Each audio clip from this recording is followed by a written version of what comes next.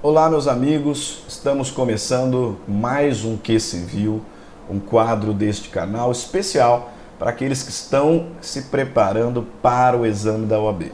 Aqui nós vamos resolver e comentar algumas questões que já foram cobradas em exames anteriores e também em alguns outros concursos, mas questões que podem servir de auxílio para os estudos preparatórios de cada um de vocês.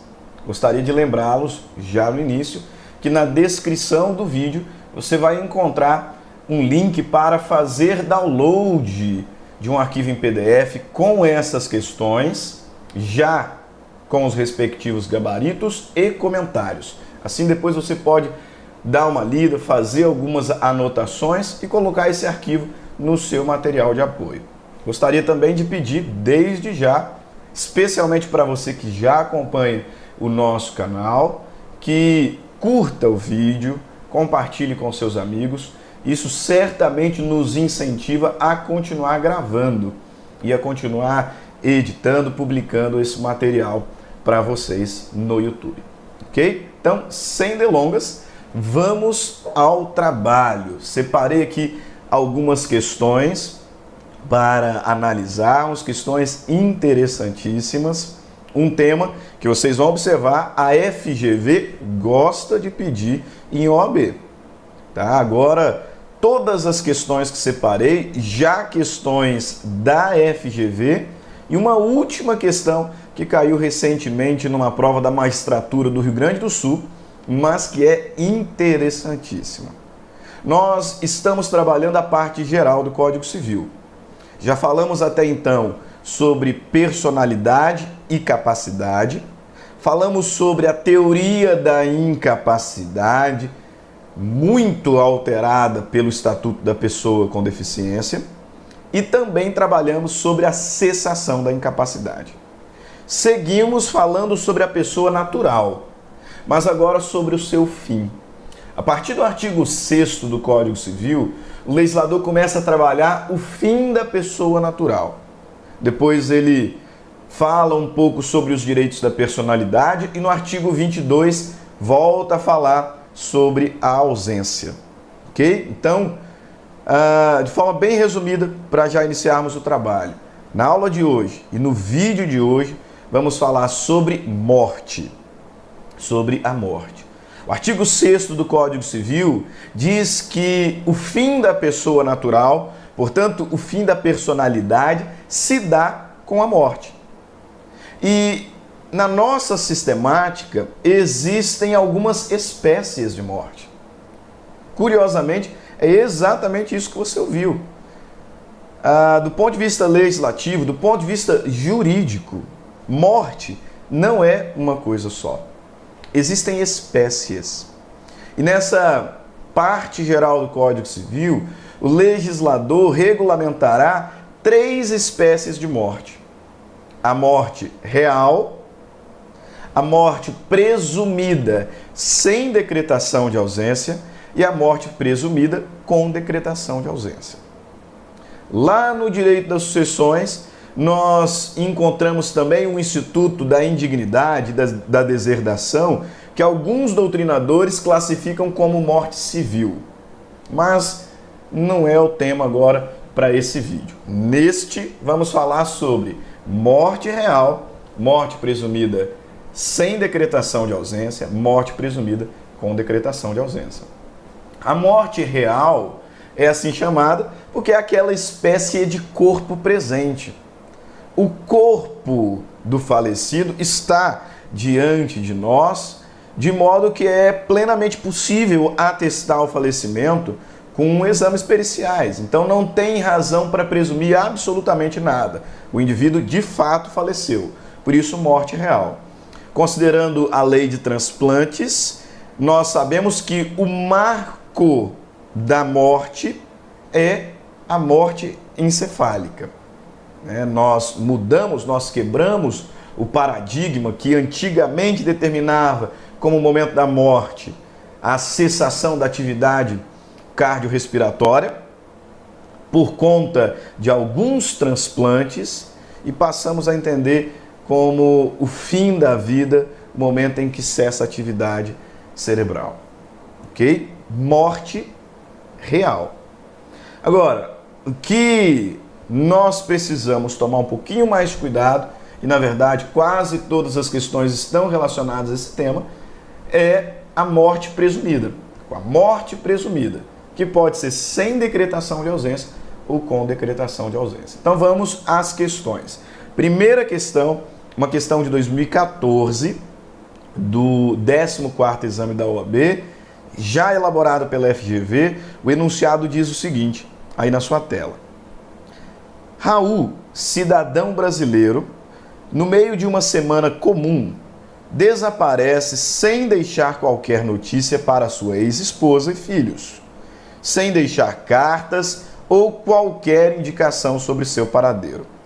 Raul, que sempre fora um trabalhador exemplar, acumulara em seus anos de labor um patrimônio relevante.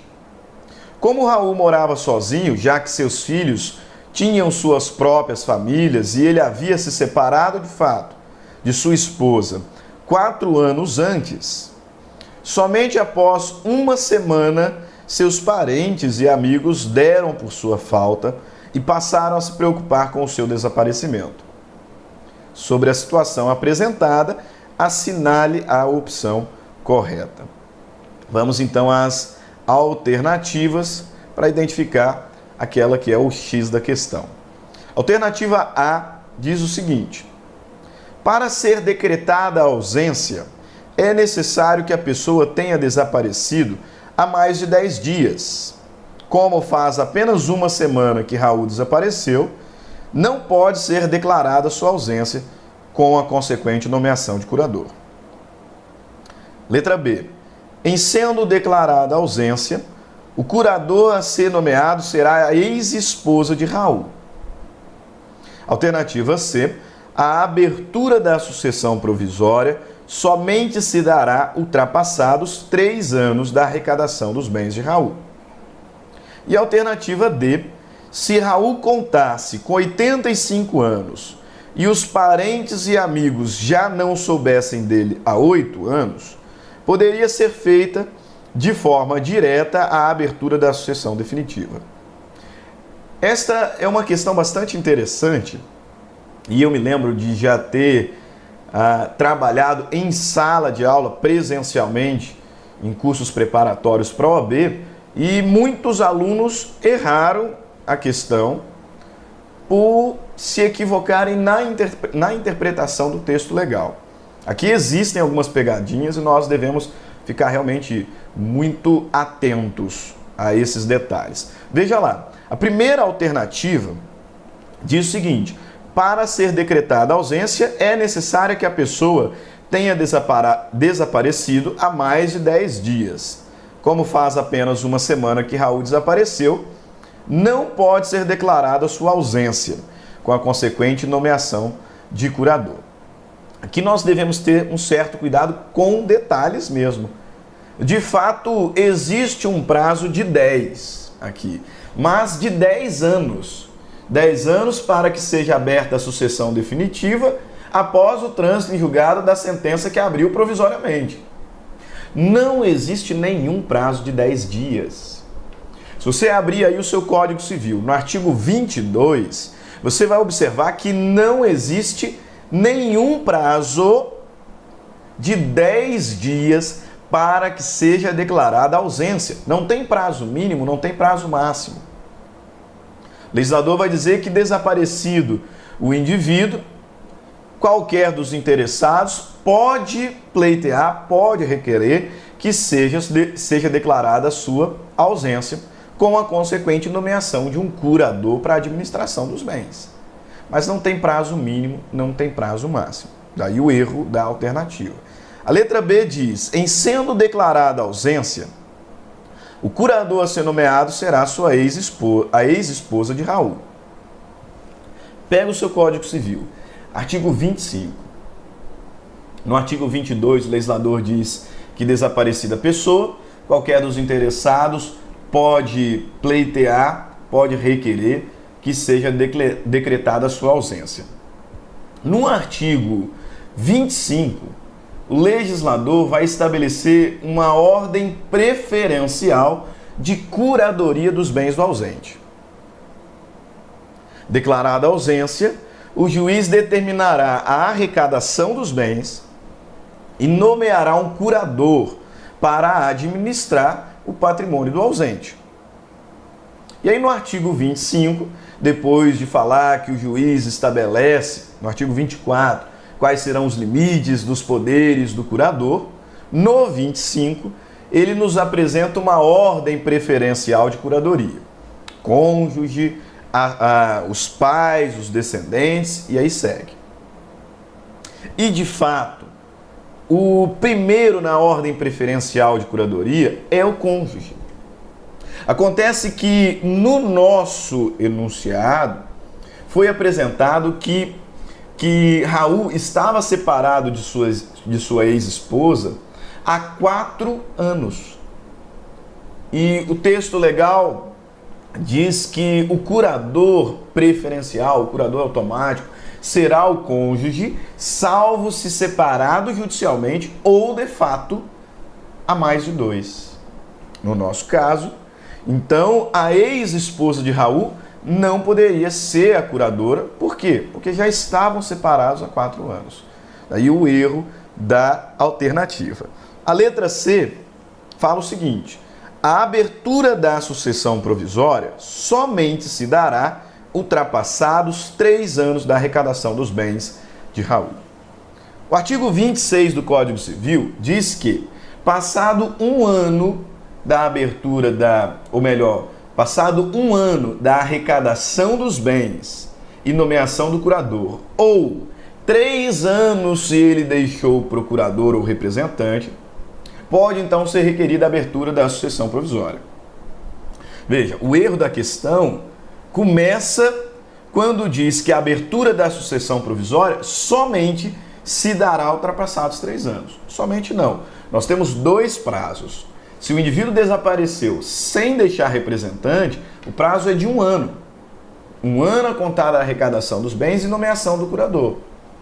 Se ele deixou o representante, então esse prazo será de 3 anos. Ok? Por consequência, a alternativa D é a alternativa correta. Ela diz o seguinte: se Raul contasse com 85 anos e os parentes e amigos já não soubessem deles há 8, poderia ser feita de forma direta a abertura da sucessão definitiva. Essa é a alternativa correta. Mas me lembro de alguns anos atrás, quando trabalhando essa questão em sala de preparatórios para a OAB, que um aluno me questionou o seguinte: professor, o artigo 38 do Código Civil fala em 80 anos e 5 anos, 80 anos de idade do desaparecido e 5 anos que já não se tem notícia. A alternativa está errada porque ela está dizendo 85 anos de idade e 8 anos de desaparecido. Um problema claro na interpretação do texto. O artigo 38 do Código Civil diz que se o desaparecido conta de 80 anos de idade e a 5 datam as últimas notícias sobre ele, pode ser requerida a abertura da sucessão definitiva. Se Raul contasse com 85, 85 é mais do que 80, poxa. A data contasse com 85 anos e há 8 anos não se tem notícia deles, é óbvio que está de acordo com o texto do artigo 38 do Código Civil. Então, um probleminha de interpretação. O legislador realmente diz: se o desaparecido conta de 80 anos e há 5 não se tem notícia, então pode-se requerer a sucessão definitiva. A alternativa está correta. Se Raul tivesse 85, mais do que 80, e há 8 não se tem notícia dele, mais do que 5, é evidente, seria possível requerer a abertura da sucessão definitiva. Portanto, X da questão, letra D. Próxima questão. Questão do 6º exame da Ordem de 2012. O enunciado diz o seguinte: Francis, brasileira, empresária, ao se deslocar do Rio de Janeiro para São Paulo em seu helicóptero particular, sofreu terrível acidente que culminou com a queda do aparelho em alto mar. Após sucessivas e exaustivas buscas feitas pela autoridade e por empresas privadas contratadas pela família da vítima, infelizmente não foram encontrados os corpos de Francis e de Adilson, piloto da aeronave. Tendo sido esgotados os procedimentos de busca e averiguações, de acordo com os artigos do Código Civil que regulamentam a situação supramencionada, é correto afirmar que o assento de óbito em registro público, alternativa A, independe de qualquer medida administrativa ou judicial, desde que seja constatada a notória probabilidade de morte de pessoa que estava em perigo de vida. Alternativa B, depende exclusivamente de procedimento administrativo quanto à morte presumida junto ao registro das pessoas naturais. Alternativa C, depende de prévia ação declaratória judicial quanto à morte presumida sem necessidade de decretação judicial de ausência. E a alternativa D, depende de prévia declaração judicial de ausência sem se tratar, ou melhor dizendo, por se tratar de desaparecimento de uma pessoa sem dela haver notícia. Vem aqui comigo. Na alternativa anterior, nós trabalhamos o tema, regulamentado a partir do artigo 22, da morte presumida com decretação de ausência. Neste caso agora, nós estamos diante de uma hipótese de morte presumida sem decretação de ausência. Por quê? Porque é extremamente provável que a pessoa narrada ali nos fatos esteja morta. Artigo 7º do Código Civil diz: pode ser declarada a morte presumida sem decretação de ausência quando for extremamente provável a morte de quem estava em perigo de vida. Francis estava no helicóptero que caiu e, cessadas as buscas, não foi identificado o seu corpo. É extremamente provável que ele esteja morto. Portanto, não há necessidade nenhuma de seguirmos todo o trâmite custoso e demorado da ausência. O legislador autoriza, no inciso 1º do artigo 7º, que neste caso declaremos imediatamente a morte, abrindo assim a sucessão definitiva, sem ausência. O inciso 2º do artigo 7º traz uma outra hipótese de morte presumida sem decretação de ausência, menos comum na prática, que é a de alguém desaparecido em campanha ou feito prisioneiro, não foi encontrado até 2 anos após o término de guerra. Mais incomum porque o Brasil não entra tanto assim em guerra, né? Como outros países. Mas se alguém foi para a guerra terminou e 2 anos ainda não voltou, foi feito prisioneiro, a guerra já terminou e 2 anos não se tem notícia, então é extremamente provável que esteja morto. O legislador autoriza a decretação imediata da morte. Mas a morte só pode ser decretada após cessadas as buscas por decisão judicial, devendo o juiz fixar a data do provável falecimento. Essa data faz importância, é relevante para efeitos sucessórios, né? Porque pelo princípio de Sesini, a abertura da sucessão se dá no exato momento da morte. Então, ela será decretada por sentença e o juiz deverá fixar a data do provável falecimento. Dessa forma, a alternativa correta seria a letra C. Depende de prévia ação declaratória judicial quanto à morte presumida, sem necessidade de decretação judicial de ausência. Próxima questão.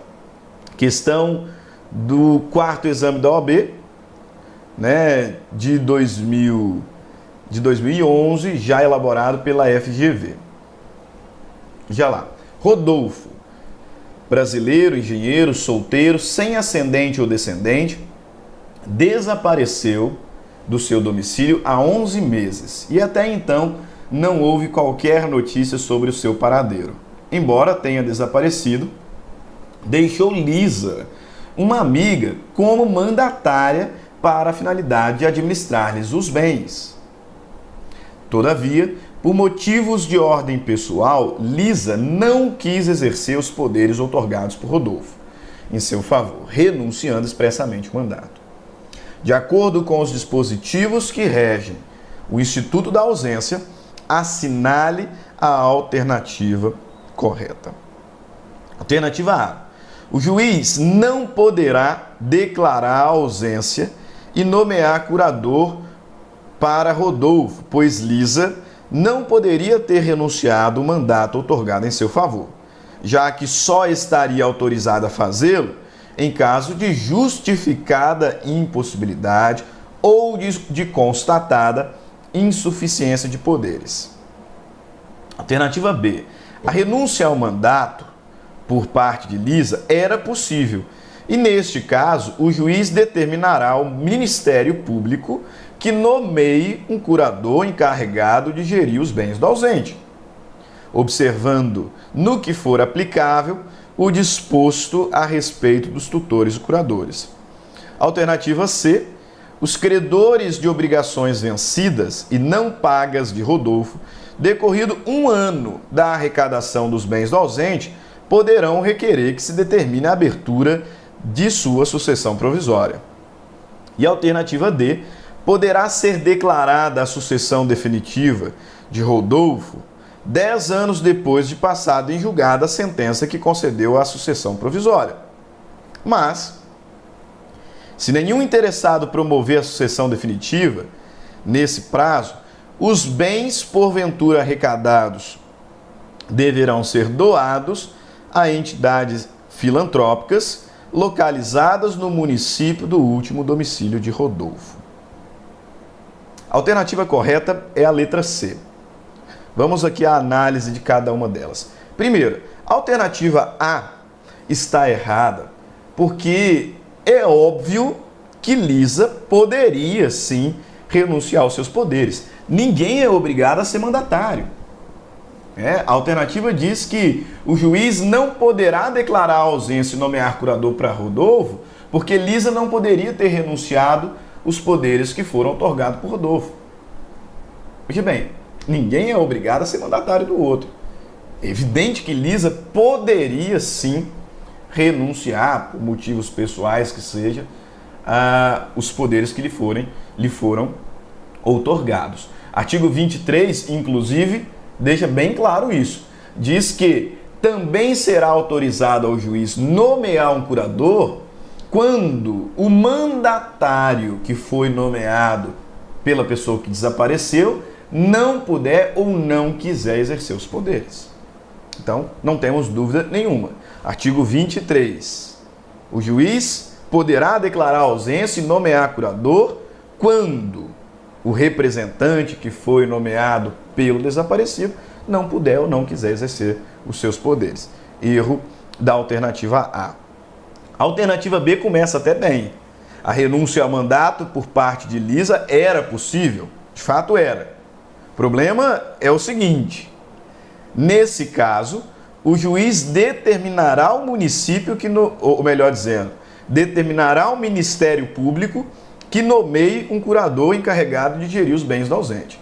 Não é o MP, não é o Ministério Público que nomeia o curador, é o juiz. Lisa poderia sim renunciar aos seus poderes e, se isso acontecesse, por força do artigo 23, o juiz nomearia um curador para gerir os bens do ausente. Erro da alternativa B. A alternativa C está corretíssima. Os credores de obrigações vencidas e não pagas, decorridos 1 ano da arrecadação dos bens do ausente, poderão requerer que se determine a abertura de sua sucessão provisória. Perfeito. Artigo 26 diz que, passado 1 ano da arrecadação dos bens e da nomeação do curador, qualquer interessado pode requerer a abertura da sucessão provisória. E se você tomar nota do artigo 27, no último inciso, estão lá identificados como interessados para requerer a abertura da sucessão provisória os credores das obrigações vencidas e não pagas pelos ausentes. Tá? Nesse caso, como Lisa renunciou os poderes, o prazo não será de 3 anos, será de 1 ano. Lisa renunciou os poderes, o juiz declarou ausência, nomeou um curador, e aí, 1 ano após a arrecadação dos bens, qualquer dos interessados pode requerer a abertura da sucessão provisória. E os credores de obrigações vencidas e não pagas são interessados para tanto. Por isso, a alternativa C está correta. Letra D, poderá ser declarada a ausência, ou melhor dizendo, poderá ser declarada a sucessão definitiva de Rodolfo 10 anos depois de passada em julgado a sentença que concedeu a sucessão provisória. Está correto. Afirmação até então correta. 10 anos após o trânsito em julgado da decisão que determinou a abertura da sucessão provisória, qualquer interessado pode requerer, pode pleitear a abertura da sucessão definitiva. Até aí tudo correto. Mas, se nenhum interessado promover a sucessão definitiva, nesse prazo, os bens porventura arrecadados deverão ser doados a entidades filantrópicas localizadas no município do último domicílio de Rodolfo. Está aí o erro. O legislador diz o seguinte: passado 10 anos do trânsito em julgado da sucessão ou melhor dizendo, da decisão que determinou a abertura da sucessão provisória, qualquer dos interessados pode requerer a abertura da sucessão definitiva. Se depois de mais 10 anos nenhum interessado requerer a abertura da sucessão definitiva, artigo 39, parágrafo único, diz que os bens arrecadados, o domínio dos bens arrecadados, passará para o município de onde se localizam, Distrito Federal ou União, se for terra da União. Portanto, não tem nada a ver aqui com doação para entidade filantrópica, nada disso. Passou 10 anos da abertura da sucessão provisória, qualquer interessado pode requerer que seja aberta a sucessão definitiva. Se depois de mais 10 anos nenhum interessado requerer a abertura da sucessão definitiva, então a propriedade, o domínio desses bens passará ao município de onde se localizam, ao Distrito Federal ou à União, se for terra, né, de propriedade da União. Ok? Artigo 39, parágrafo único. Outra questão, 20º exame da OAB, questão de 2016, também questão interessante. Notem, Cristiano, piloto comercial, está casado com Rebeca. Em um dia de forte neblina, ele não consegue controlar o avião que pilotava e a aeronave com 200 pessoas a bordo desaparece dos radares da torre de controle pouco antes do tempo previsto para a sua aterrissagem. Depois de vários dias de busca, apenas 10 passageiros foram resgatados com vida, todos em estado crítico. Findas as buscas, como Cristiano não estava no rol de sobreviventes e seu corpo não fora encontrado, Rebeca decide procurar um advogado para saber como deverá proceder a partir de agora. Com base no relato apresentado, assinale a alternativa correta. Aqui, moleza, né? O que foi narrado se enquadra perfeitamente no inciso 1º do artigo 7º. Morte presumida sem decretação de ausência. O corpo de Cristiano não foi encontrado, por isso a morte tem que ser presumida, mas é extremamente provável o seu falecimento, porque sabido que estava envolvido com uma situação de extremo perigo. Então não tem razão para decretar ausência. Morte presumida, direto, sem decretação de ausência. Assim, a alternativa correta é a letra C, que diz lá, ó, A declaração da morte presumida de Cristiano poderá ser requerida independentemente de prévia decretação de ausência, uma vez que esgotadas as buscas e averiguações por parte das autoridades competentes. Então, X da questão, letra C. Ok? A reaplicação do 20º exame da OAB para Salvador.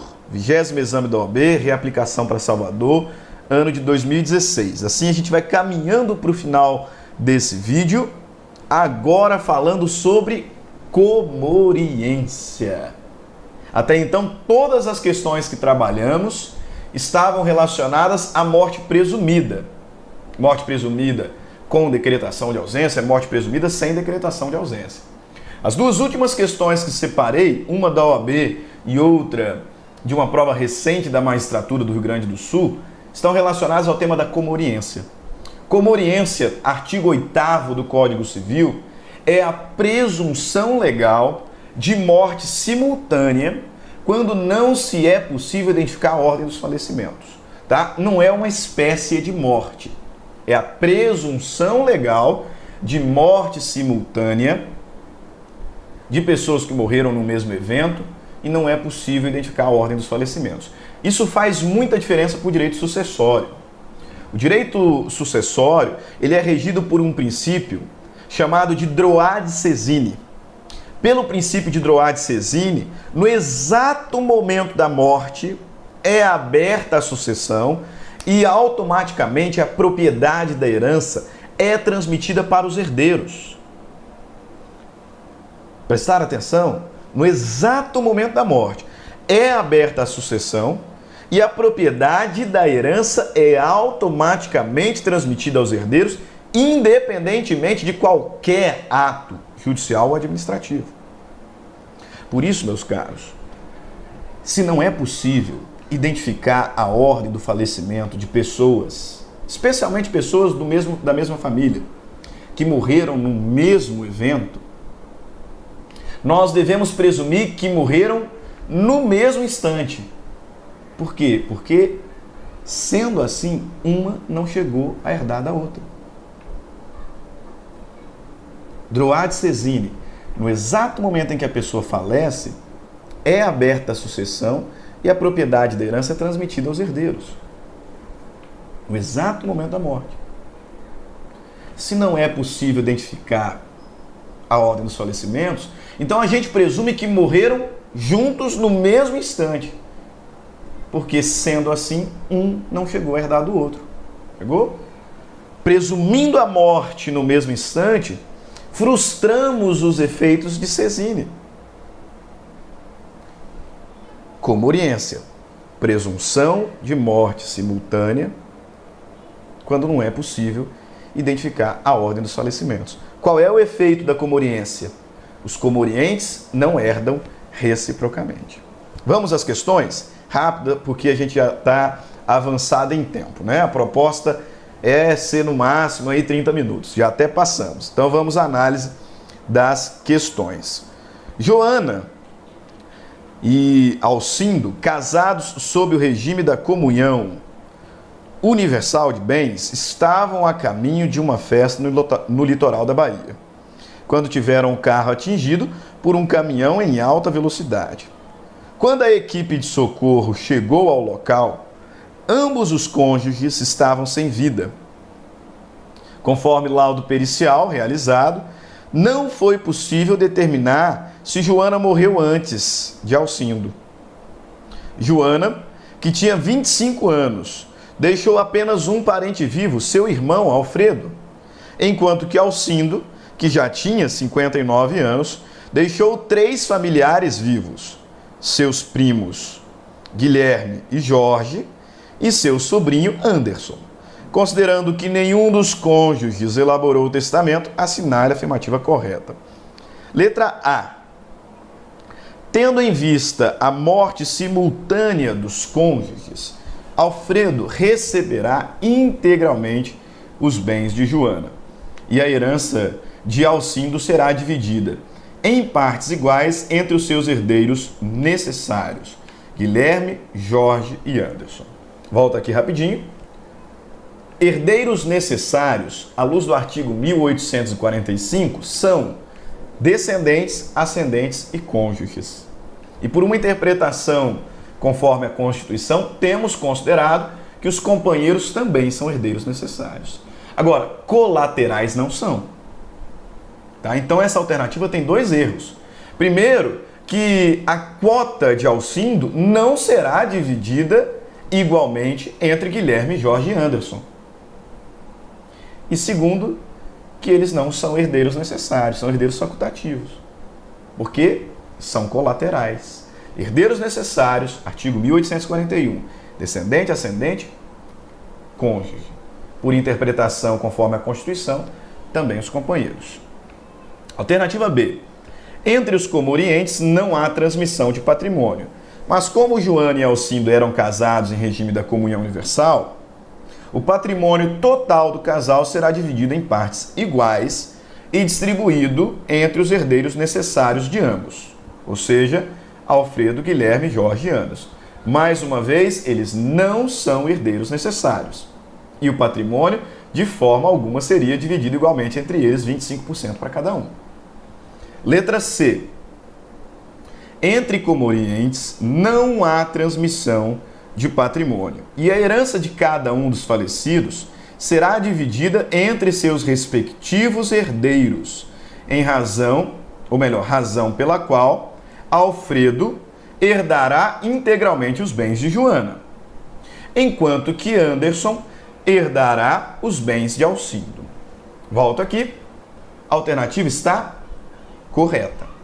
Correta. Como eles são comorientes, comorientes não herdam reciprocamente. O casamento era na comunhão universal. Metade de tudo era de Joana e a outra metade era de Anderson. Ou melhor, era de Alcindo, né? Metade de tudo era de Joana, a outra metade de Alcindo. Como eles são comorientes, um não chegou a herdar do outro. Joana faleceu, não deixou descendentes, não deixou ascendentes, não deixou cônjuge, comoriente. Então nós vamos chamar o seu irmão primeiro. Por isso que o patrimônio de Joana será entregue totalmente para Alfredo, seu irmão. Agora, quanto a Alcindo, Alcindo faleceu, não deixou descendente, não deixou ascendente, a esposa era comoriente, portanto não herda. Vamos chamar os colaterais. Ele não tinha irmão. Não havendo irmão, chamamos o sobrinho. Não havendo sobrinho, tio, e não havendo tio, primos. Portanto, muito embora Alcindo tenha deixado 3 parentes vivos, Guilherme, Jorge e Anderson, Guilherme e Jorge são seus primos. Na ordem preferencial da sucessão legítima, eles não herdam. O seu patrimônio será entregue totalmente a Anderson.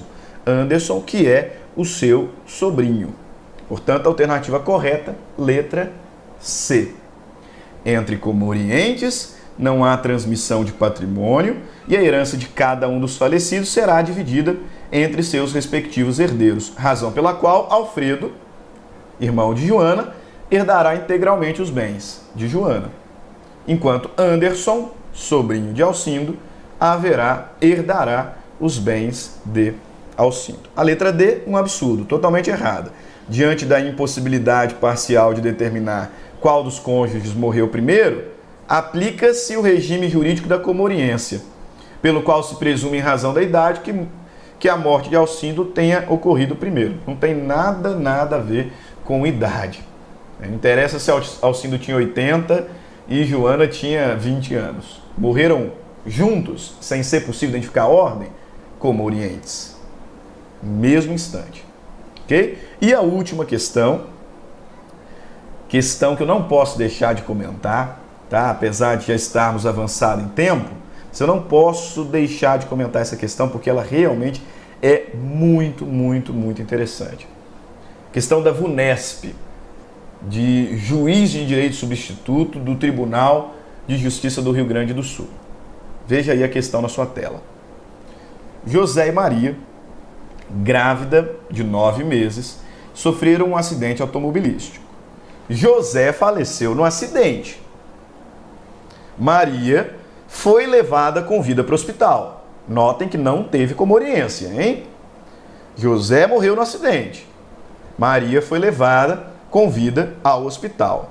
E o filho que estava em seu ventre faleceu alguns minutos após o nascimento, tendo respirado. Portanto, a criança nasceu com vida. José morreu no acidente, Maria foi levada com vida para o hospital. No hospital, o bebê nasceu com vida porque ele respirou, docimasia hidrostática de Galeno, respirou, nasceu com vida. Depois de ter nascido com vida, o bebê faleceu. Volto para a questão. Na manhã seguinte, Maria também faleceu em decorrência dos ferimentos causados pelo acidente. José e Maria não tinham outros filhos.